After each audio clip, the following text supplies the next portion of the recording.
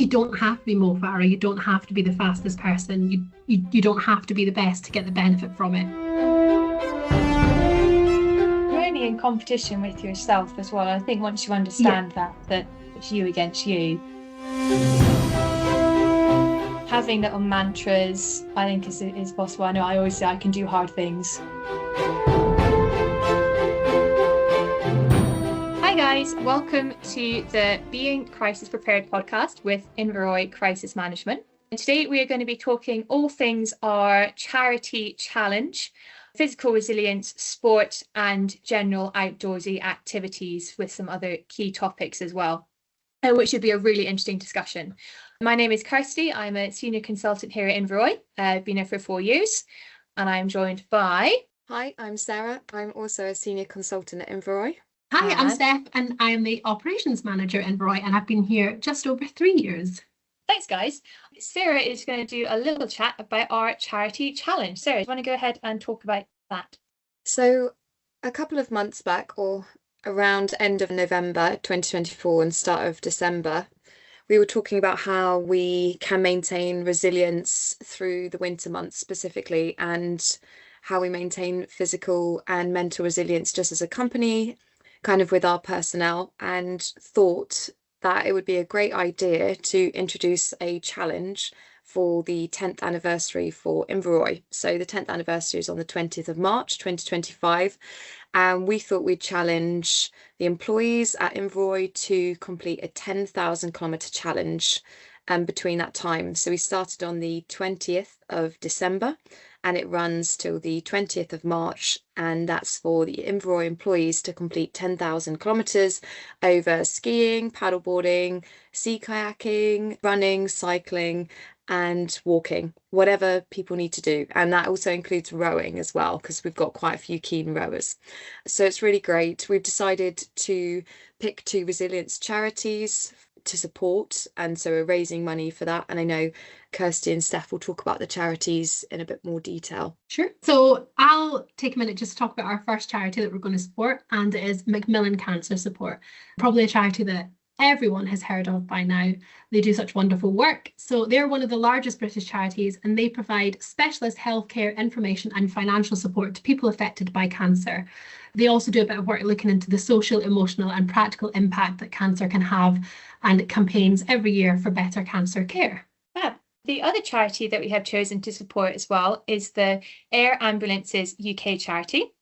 And this is a national organisation that works for the 21 air ambulance charities across the UK, providing support and national funding and increasing awareness of their work and the life-saving work that they do as a group. So 2 great charities that we think. Yeah, I think now we're a month into the challenge, and we hit, I think over the weekend, the 50% mark for completion. So I think we're at 5,000 kilometres, which is really, really great effort from everybody. We are, and I've not put my weekend stats on, so we can boost that a little bit. So Steph has really kindly made an Excel spreadsheet for us all to kind of monitor the kilometres that we do, and Kirsty and Steph also really handily created a Strava group, which means that we can kind of share achievements, because we do celebrate achievements from, you know, a dog walk in the morning to say a 16-kilometre run, or, you know, whatever people can achieve. It's all going to a really good cause and also adds to the kilometres. So we just hit our 50% mark, which is really, really great. And we're ahead of schedule, I think, by a couple of weeks, isn't it? I think the middle is the 3rd of February. Yeah, and I think there's been a massive improvement as well with people's general activeness anyway, going out for lunchtime walks and that sort of thing, and also picking up sports that people sometimes had dropped off before. So picking up running that they maybe hadn't done yet since school, all these sort of things has been really actively encouraged, and I think people are really enjoying it and taking it by the horns. So and we've done it per household as well, so exactly with your family, and all the kilometres tally up, which is nice. Yeah, I think our key sports so far, there have been we've got running, we've got skiing. I know, Steph, you've picked up running again from doing it when you were younger. How have you found that so far? Have you found it enjoyable? Are you picking up where you left off? How do you feel going back into that sport? Certainly not picking up where I left off, that's for sure. So I was quite a keen runner at school, taking part in athletics and cross country mainly. As usual, grew up, went to uni, lost the love for it, found other things that were more important to me, and over the years have dipped in and out of running. I have a bit of a love-hate relationship with it, but also it's not always something I've been able to stick at, having 2 young children and a husband who's away a lot with the army. So living in Scotland most of the time, the minute it comes to winter and he's away, we're pretty much housebound, so it's hard to get back on with it. But making the most of being in sunny Cyprus now for the next 2 years and have well and truly got back on the wagon. I think I properly got back into it maybe the beginning of October. And yeah, really focusing on trying to be consistent and massively seeing the benefits, both physically and mentally so far. It's not been easy, but yeah. And that's really honestly good going. I think I'm kind of the same for you. Started having an idea about trying to maintain the physical resilience over winter when it's a bit difficult, and started getting back into running again. Would you say like you were building mileage gradually? So getting back into it, I think there's the 10% rule where you shouldn't increase like your weekly mileage by no more than 10%, kind of to allow your body to adapt for, you know. I do try and increase it every week. I do feel like I get stuck in a rut sometimes. I feel like that golden number for any runner who's starting out again is to get their 5k. I feel like everybody just goes, oh, I'm going to go and do a 5k. That's what I can get in comfortably in the morning before work, which is the main time I have to run, and then try and do a bit longer on the weekends, or if I have someone else to manage the school run, I can get out for a little bit longer. But yeah, I've kind of just been increasing as I feel capable and trying not to put as much pressure on this time. So don't always go out with a number in mind. Just run until... that's good. And also switching it up. So not always focusing on distance, but actually focusing on time. I'm going, okay, well, I'm going to run for 60 minutes, or I'm going to run for 30 minutes. And I'll just see how far I get. And just see how far you get. Because I think it's so easy, isn't it, to get stuck into constantly checking your watch and that pressure against other people and seeing, my neighbour's done this much and he's all done it by 6 o'clock in the morning, and I've only done 5. So that is the worst thing, is the comparison. And I think that's where I have to check myself a lot, because I will go onto Strava and dish out kudos, as we all do. Everybody loves the kudos. But I'll be like, oh, she's ran 7k this morning, or she's run 7.5 in the time it's taken me to run 5. Like, it's trying to not get sucked into that trap. And I think you were saying the same, Sarah. But it is so easy. I think now, when statistics are everywhere, I'm sure 20 years ago people would just get up and go for a run, and that's it. They wouldn't tell everyone. But in the day of Instagram and Strava and all this sort of stuff, it's good to keep a personal record of how you've done, but you're also seeing everyone else's record all day, every day. And it's so easy to fall into that comparison trap. So I'm trying to teach myself to celebrate the small wins. And I do feel that for only being back to it for about 2.5, 3 months, progress has been good. Maybe because I have taken the pressure off myself a little bit. But yeah, I think it is easy to fall into that horrible. And I think you need to listen to your body as well. I think especially if you're going to enjoy it, if you don't feel like doing a specifically long run that day, then just get out and enjoy a shorter run, and then maybe walk during it and just have some space and get some time in. I know we're talking about like mindfulness as well earlier, and how it's actually quite good to get out and just enjoy being outside. And talking about the comparison, I mean, I never used to run particularly long distances. It was always 10 kilometers, and that was pretty much it. But I know Kirsty and I have signed up to an ultra marathon, 50 kilometers in Finland in May, and it's also kind of building resilience through specific key strength exercises at the gym, which I'm still not really putting enough time into, and I realized that after I did a long run on the weekend. But it's kind of changing your mindset and changing the training that you normally do. You can't just go out and do a 10k run. If you're doing like 15 to 20, 25 kilometers, I think there's so much extra you have to add. And then it's also talking about like the fueling. How do you feed yourself? Nutrition. When do you take water? Nutrition, I think nutrition is almost like the key aspect, number one, isn't it? If you can nail your nutrition, then you can nail the whole piece. And I think it's so hard to find it, and once you do find it, you're sticking with that plan. And I think, you know, when it comes to a race or an event or anything like that, you get so caught up in the moment that any sort of plan sort of goes out the window. Mm-hmm. And I think I remember doing marathon training last year. I had a plan that I'm going to stick with this, I'm going to stick with that. And then it just completely went out, because you're running off endorphins, you know, the crowd's cheering you on, you're thinking, oh, I feel great, I'm not hungry, I'm not thirsty, I don't need to eat. When actually, you'll hit the wall. 2 hours down the line, you really bonk, and that is not a nice place to be. So But that's a challenge, yeah, to know exactly. I mean, we've spoken about this on calls when managing director Matthew is quite a keen runner, and he suggested jelly babies. I think it was peanut butter jelly sandwiches at one point as well. On white bread, though. Not bread. Yeah. Better for sustenance. But I think it's also, that's quite a challenge to navigate if you've never particularly looked at running nutrition, is where do you start? Do you go, I mean, we're talking about gels earlier as well. What gels do you use? How many carbohydrates do you need specifically? And it's quite a hard thing to start unless you trial out most of the recommendations that people give you, and then realizing that actually, you know, a bag of Haribos is just as effective as a gel. So it's interesting, but it's also weight as well. It's not a one size fits all thing. It has to be adapted to you completely. So yeah, I think it's good. I think it's the balance between having a goal and there's something to set yourself towards, but then also not having so much pressure on it that it just puts you off doing it to start with. And I think, like you said, Steph, the mental benefits from it are massive, especially when we work from home. You know, we don't have an office as a company, therefore it's very easy to work through lunch, to just not have you know, having that boundary. So I think, especially during winter, getting up and out over lunchtime and taking that extra half hour, you know, take an hour and a half for lunch, 2 hours for lunch, and do the rest in the evening, just so you can get outside and actually have some sunshine, do some exercise, and feel 10 times better for it.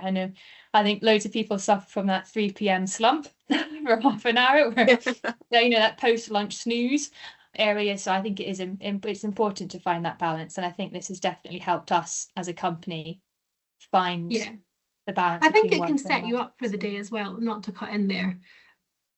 But if I look at between now and 6 months ago, the start to my day was very different. It was up, 2 kids to get ready, rushing them around to school, making sure they had breakfast, coming back, quickly nipping out with the dogs back, down at your desk, starting work before you'd even realised what was happening. Whereas now, times of my day have kind of changed a little bit. I'm one less child in the house. It's a bit easier in the morning. And I now have a solid hour and 15 minutes before starting work now, where I can go out, and I make a point of every other day going for a run, and in between it's a walk at least. The benefits I feel from that are absolutely huge.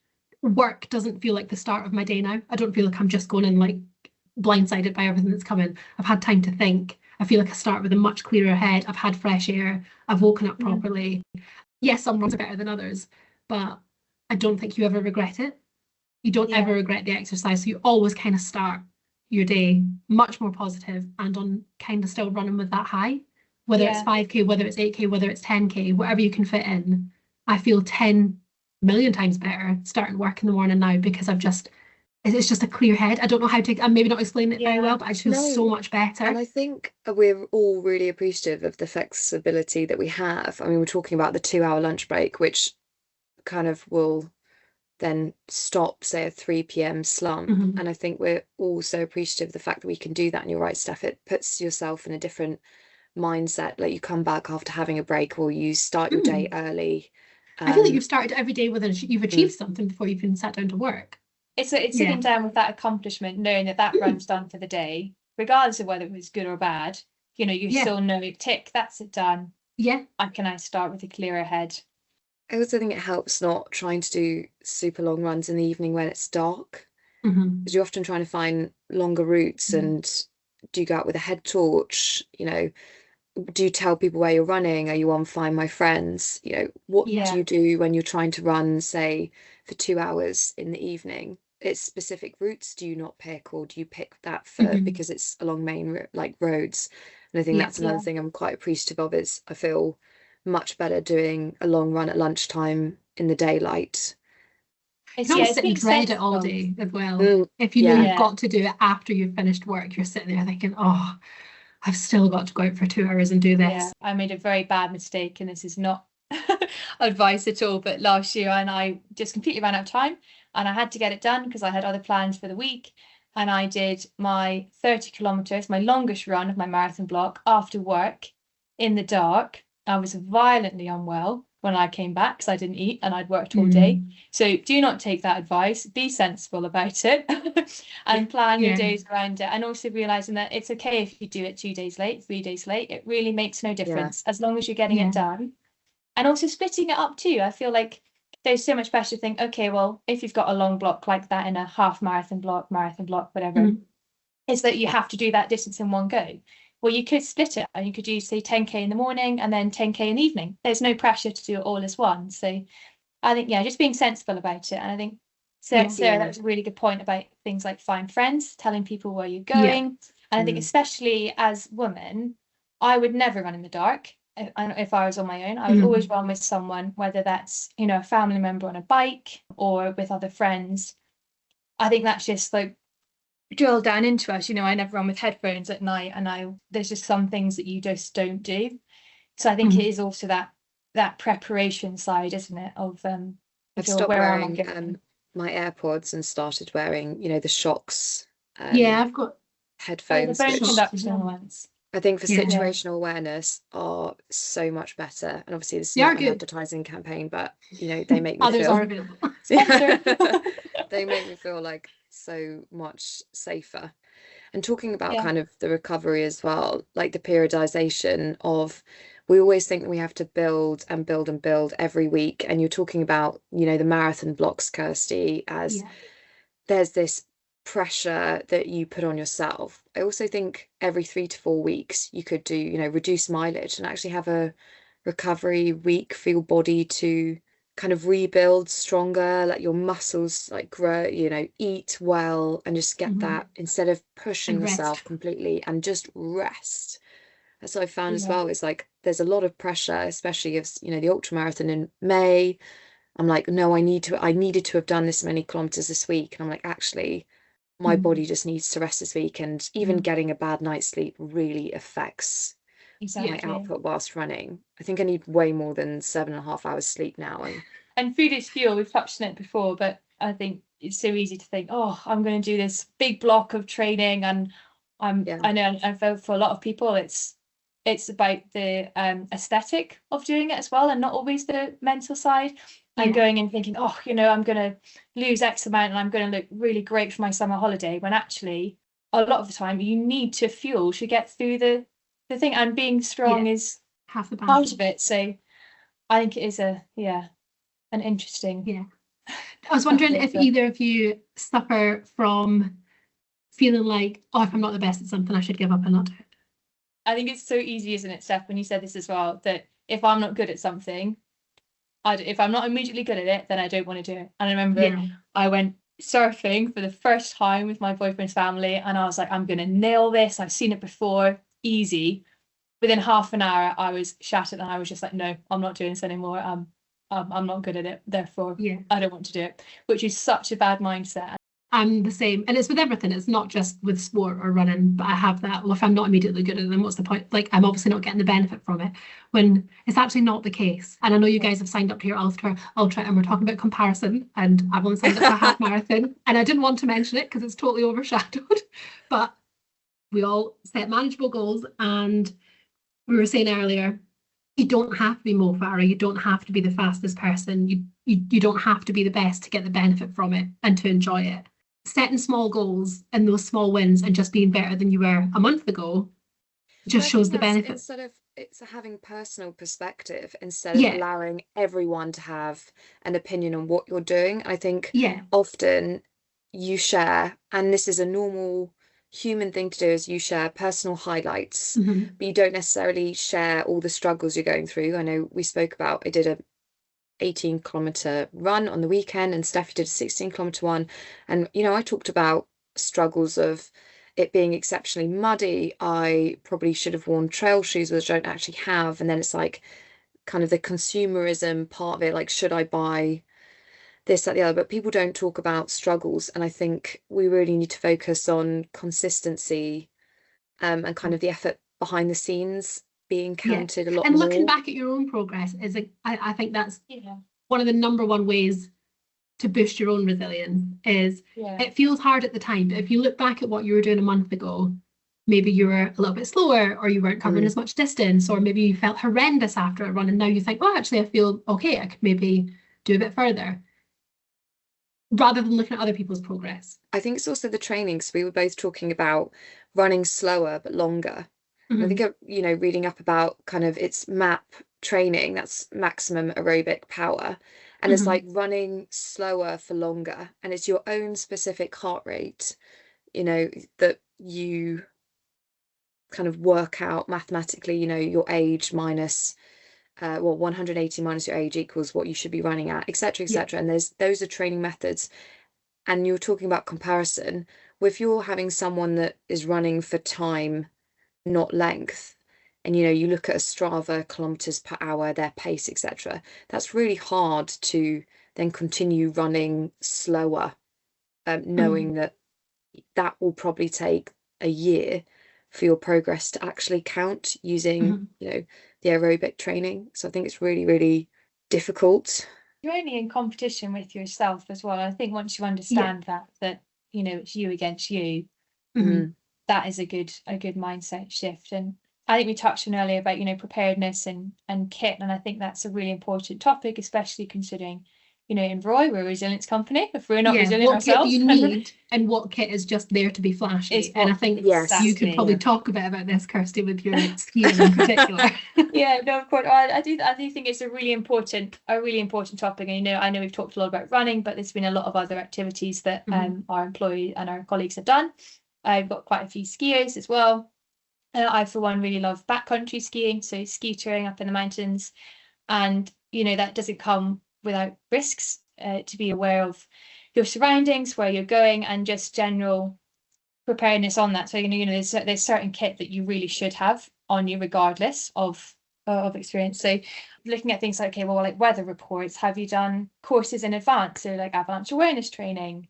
Are you aware of, you know, the mountain's always giving you signs. Can you read them? Do you know what they're telling you? You know, the mountain can change really quickly.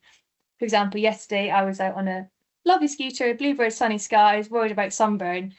And then within minutes over lunch, it was howling gale and pretty miserable. And it just turned so quickly. And having the kit with you, you know, things like head torches, again, that's a good one for running, but being caught out in the dark is, you know, a huge one.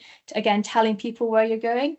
Our managing director, Matthew, is he's a big mountain runner as well, hiker. So he does, you know, your classic things of, you know, leaving a map of the route that you're doing in your car window so that others can see where you've gone. It's just little things like that you tend to pick up on from other people is just really, really important. So being aware of your capabilities, which again comes down to ego, is also a really big thing of knowing that actually that's too big of a risk for me to take, or I don't have the kit, therefore I'm not going to push it. So I think being aware in that sort of things is really important. But it's interesting you talk about kind of the weather changing, and that could also be, or you could also look at that as dealing with setbacks in terms of planning. And that's also, you could talk about mental resilience in terms of dealing with setbacks from injury, which again, you mentioned ego. You know, instead of thinking I failed, you know, I hurt myself, it's my problem, it's almost like what can I learn from this? Well, I didn't do enough strength training, or I could have looked at, you know, a weather forecast 2 days in advance, or, you know, maybe I needed to have all these lessons learned, all the lessons learned, exactly. You know, and instead of dwelling, create a recovery plan, or, you know, really do kind of not a full analysis on what went wrong, but understand where the setbacks were. When you mentioned dwelling, just to take it back a few minutes, I saw this thing, and it's actually worked a lot for me. And it's, you could be halfway around a run, say you're doing 10 or 12K or something. It's like, oh, can't believe I've got to do this. I'm going to be running for another God knows how many minutes, or I've got so many kilometers to go, and trying to shift it to, I get to do that. I'm able-bodied. Yeah. I can, how lucky am I that I can get 100%. up, spring out of bed, put on some trainers that I've maybe spent quite a bit of money on because, you know, I've invested in proper gear, look at the surroundings that you're in.